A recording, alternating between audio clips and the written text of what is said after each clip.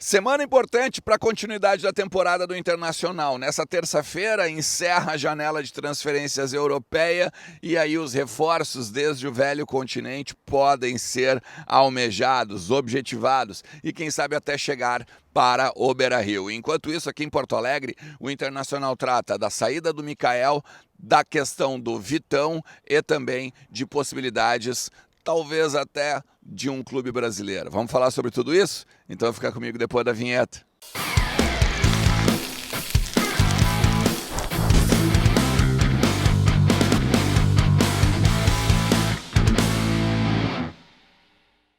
Fala Colorado, como é que vocês estão? Tudo beleza? Bora, vamos falar do Internacional, vamos tratar das coisas do nosso time, das informações, dos bastidores, vamos trocar uma ideia aqui neste conteúdo. Boa segunda-feira, boa semana para todo mundo. Quero pedir desculpas para vocês porque ontem não teve conteúdo. Eu sei que a gente podia falar do jogo contra o São Luís, a goleada de 4-0, eu sei que a gente tinha muita coisa para falar e repercutir, mas domingão eu precisava dar uma espairecida na cabeça, dar uma relaxada, dar uma tranquilizada um pouco até aqui, ó, na cabeça e no cansaço, né, cara? Porque vai vir muita coisa neste ano ainda. Copa do Brasil, Libertadores, Campeonato Brasileiro. Precisava dar uma relaxada, principalmente com a família, porque eu falo bastante para vocês aqui e também faço mesmo, tá? Fica com a família, aproveita, curte com aqueles que tu gosta. Então eu precisei fazer isso nesse domingo, beleza? Então por isso que eu vou trazer vários conteúdos aqui, vou falar sobre várias questões agora neste vídeo aqui. Fica comigo até o final, porque eu tenho certeza que tu vai gostar e tenho certeza que tu vai se ligar de muita coisa que está acontecendo nos bastidores do Inter, beleza? Deixa o teu like, te inscreve no canal, ativa a notificação e não esquece de entrar em kto.com e garantir 20% de free bet com o código Ernest. Nesse final de semana teve muito jogo, né, das ligas europeias, Campeonato Gaúcho, deu muita coisa e muita oportunidade de a gente botar um dinheirinho no bolso na conta do sueco, beleza? Faz isso porque tu não vai te arrepender. Eu quero falar com vocês sobre 3 assuntos. O Eduardo Vargas e essa questão aí envolvendo a possibilidade do Internacional então contratar o chileno. Eu quero falar com vocês sobre o Vitão e algumas falas dele depois do jogo contra o São Luís que fazem a gente ficar meio preocupados com o futuro dele no Beira-Rio.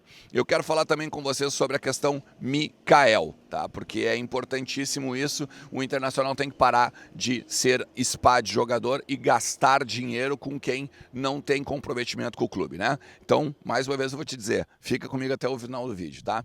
Primeiro de tudo, o Vitão.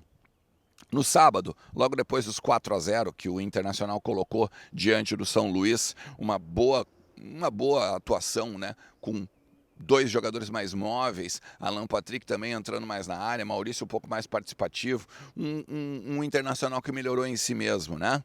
O Vitão, ele falou o seguinte: todo mundo sabe que eu quero ficar aqui, mas todo mundo sabe e entende as dificuldades que são para a negociação evoluir.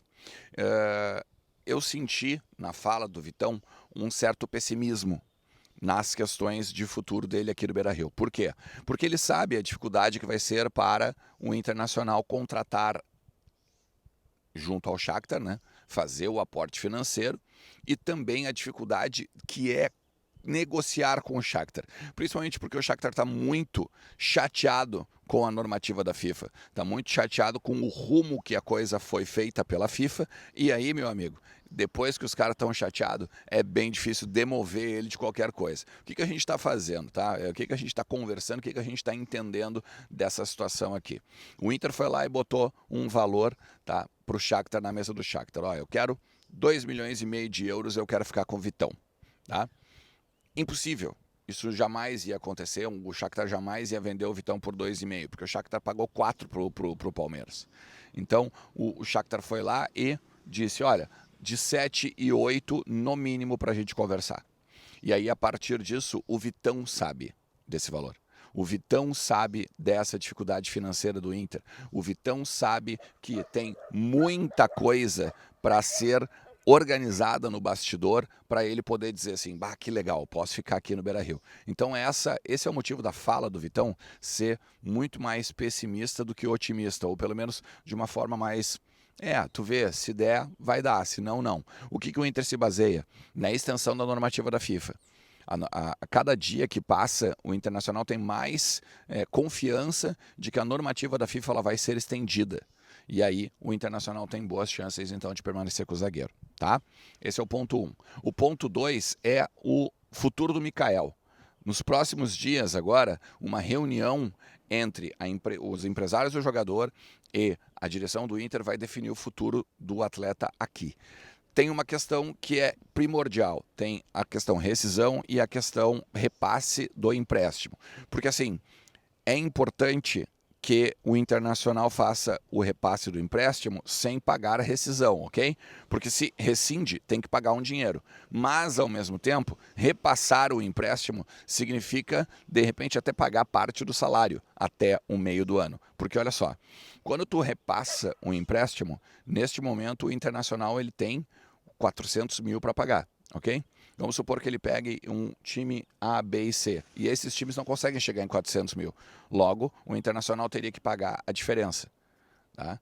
Como o Internacional pretende, de repente, rescindir o seu contrato, se o Inter rescinde o contrato do Mikael, o Inter paga um valor X, que é ali basicamente os 400 mil vezes 5, né, que são 5 meses ainda de contrato, e aí desses 2 milhões ele tem uma redução.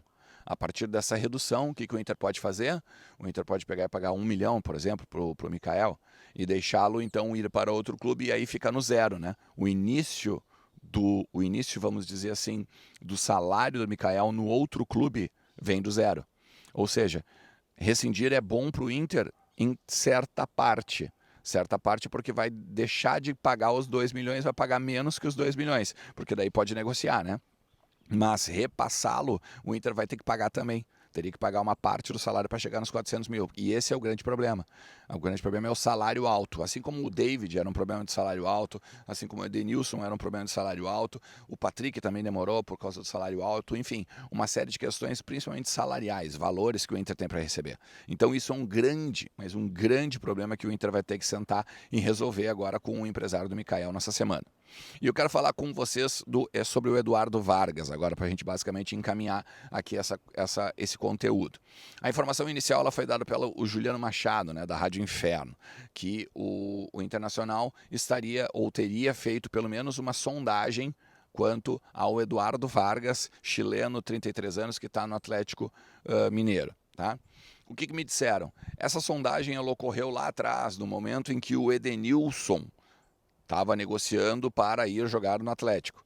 Mas não passou de uma sondagem. O Inter não chegou nem a fazer proposta. O Inter queria saber o seguinte: o que tu vai fazer com esse jogador? Tu vai pegar e vai continuar com ele? Tu vai pegar e vai emprestar a ele, Atlético? Queria saber para onde ia o futuro do Vargas dentro do Atlético Mineiro. Ele não fez nenhuma proposta. Inclusive, o André Cury fala para os amigos da Revista Colorada sobre isso, né? Sim, o Internacional fez uma sondagem, mas o Rodrigo Caetano logo vem a público para dizer não tem nenhuma negociação. E aqui a gente tem que deixar claro algumas coisas. Vaga de estrangeiro.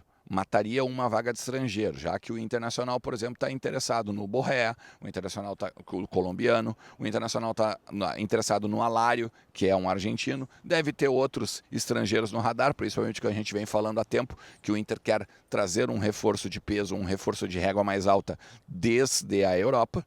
Tá? Então a gente tem o Bustos, o Mercado, o Depena. Então tu queimaria já uma vaga de estrangeiro se tu pegasse, por exemplo, o Eduardo Vargas. Uma outra questão, além da vaga de estrangeiro, a idade avançada. Ele tem 33 anos, não é o perfil dessa direção. Não é o perfil dessa direção. Tu pode me dizer, mas tem o Depena, mas tem o Pedro Henrique. Ok, foram oportunidades. O Pedro Henrique estava saindo da Turquia. O Depena estava com essa questão do Dinamo de Kiev já e também a questão da guerra. Estava vindo para cá, era amigo do Medina. Então, são situações bem diferentes. Tá? O que eu sei agora, neste momento, segunda-feira pela manhã, tá? O Internacional não fez proposta e não tem interesse em contratar o Eduardo Vargas, pelo menos neste momento, porque daqui a pouco o Borré não dá certo, o Lucas Alário não dá certo, o Internacional com os alvos que tem não dá certo, daqui a pouco ele olha pro Eduardo Vargas, mas nesse momento não há nada. Essa é a informação que eu recebi ontem, do finalzinho da tarde, mais ou menos ali início da noite, desde o Beira-Rio, tá?